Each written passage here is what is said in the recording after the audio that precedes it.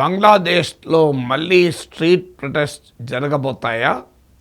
ఈ ప్రమాదం ఎందుకు చెప్పాల్సి వస్తుందంటే, తాజాగా జమాతీ ఇస్లామీ బంగ్లాదేశ్ నాయకత్వంలోని కూటమి, ఇందులో నేషనల్ సిటిజన్ పార్టీ, షేక్ హసీనాకు వ్యతిరేకంగా జరిగిన స్టూడెంట్ ప్రొటెస్ట్లకు నాయకత్వం వహించిన వారు ఏర్పాటు చేసిన పార్టీ, 11 పార్టీల కూటమి హెచ్చరించింది బంగ్లాదేశ్ నేషనలిస్ట్ పార్టీ ప్రభుత్వాన్ని. ఇంకా ఇప్పుడిప్పుడే తారిక్ రెహమాన్ బాధ్యతలు చేపడుతున్నాడు. సో ఆ సమయంలో హెచ్చరించింది, మళ్ళీ స్ట్రీట్ ప్రొటెస్ట్లకు మేము వెళ్తాము అని. అంటే హసీనాను ఎలాగైతే వీధి పోరాటాలతో గద్దెదించామో అలాంటి వీధి పోరాటాలు జరుపుతామంటూ హెచ్చరించింది.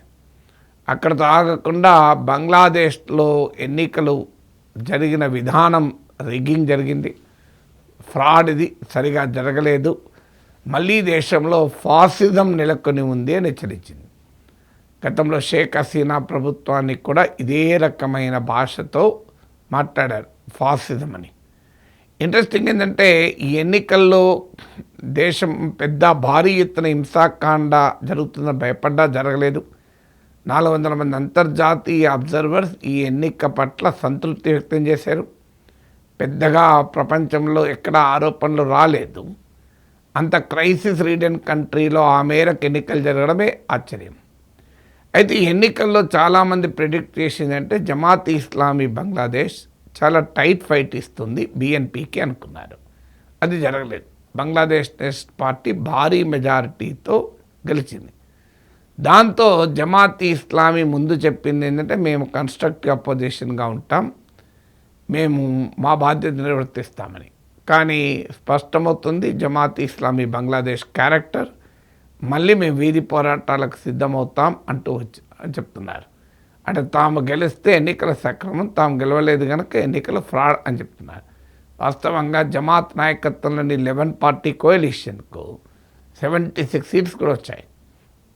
సో తాజా బోన్ ఆఫ్ కంటెన్షన్, తాజా ఇష్యూ ఏంటి అంటే, ఈసారి బంగ్లాదేశ్లో ఎన్నికలతో పాటు కాన్స్టిట్యూషనల్ రిఫార్మ్స్, రాజ్యాంగ సంస్కరణలకు కూడా ఎన్నికలు జరిగాయి. దీన్ని జులై చార్టర్ అంటారు. అంటే లాస్ట్ జూలైలో షేక్ హసీనాను గద్దెదించే సమయంలో జరిగిన పోరాటాల నుంచి ఈ డిమాండ్లు వచ్చాయి.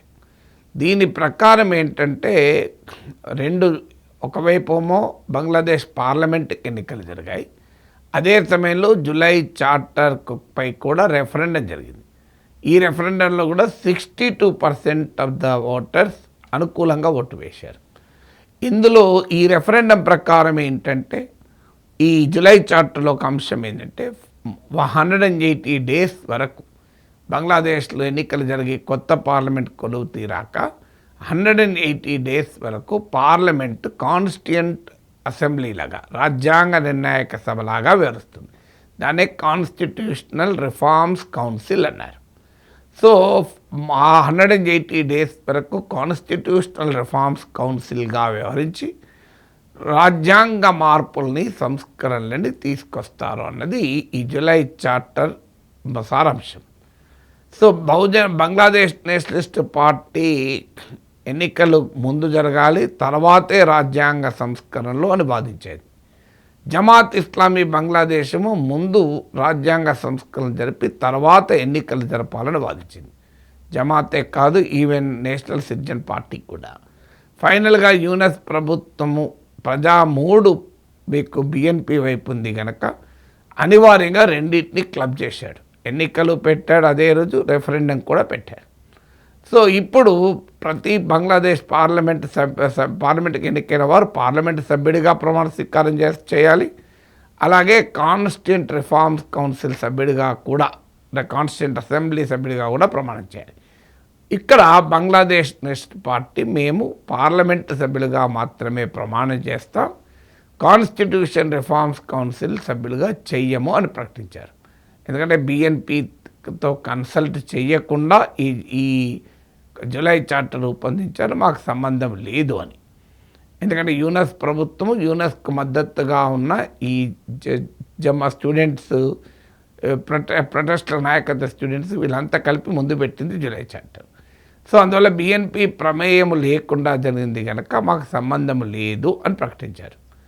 జమాత్ డిమాండ్, జమాత్ నాయకత్వంలోని 11 పార్టీల ఇస్లామిస్ట్ కోalition డిమాండ్ ఏంటంటే బంగ్లాదేశ్ నేషనల్ పార్టీ సభ్యులు కనుక కాన్స్టిట్యూషన్ రిఫార్మ్స్ కౌన్సిల్ మెంబర్స్గా ప్రమాణ స్వీకారం చేయకపోతే మేము పార్లమెంట్ సభ్యులుగా కూడా చెయ్యము అని భీష్మించుకున్నారు. ఫైనల్గా అయితే జమాత్ సభ్యులు ప్రమాణం చేశారు. ఇంకా నేషనల్ సిటిజన్ పార్టీ వాళ్ళు చేయాల్సి ఉంది. ఇప్పుడు జమాత్ ఇస్లామీ ఈ కాంటెక్స్ట్లో హెచ్చరించారు ఏంటంటే, మీరు జూలై చార్టర్ అమలు చేయకపోతే మేము మళ్ళీ స్ట్రీట్ ప్రొటెస్ట్లకు వస్తాము అని. సో జమాత్ క్యారెక్టర్ కూడా అది పాకిస్తాన్ అనుకూల పొలిటికల్ పార్టీ. బంగ్లాదేశ్ లిబరేషన్ వ్యతిరేకించింది. పాకిస్తాన్తో కలిసి బంగ్లాదేశ్ స్వాతంత్ర పోరాటంపై భయంకరమైన నిర్బంధ కాండను ప్రయోగించింది. హత్యలు, గృహదానాలు, అత్యాచారాలు జరిపిన చరిత్ర ఉంది. అందువల్ల దే కన్సిడర్డ్ as కొలాబరేటర్స్. వాళ్ళను బంగ్లాదేశ్లో రజాకర్స్ అని పిలుస్తారు. సో వాళ్ళు కొలాబరేటర్స్ విత్ పాకిస్తాన్ని.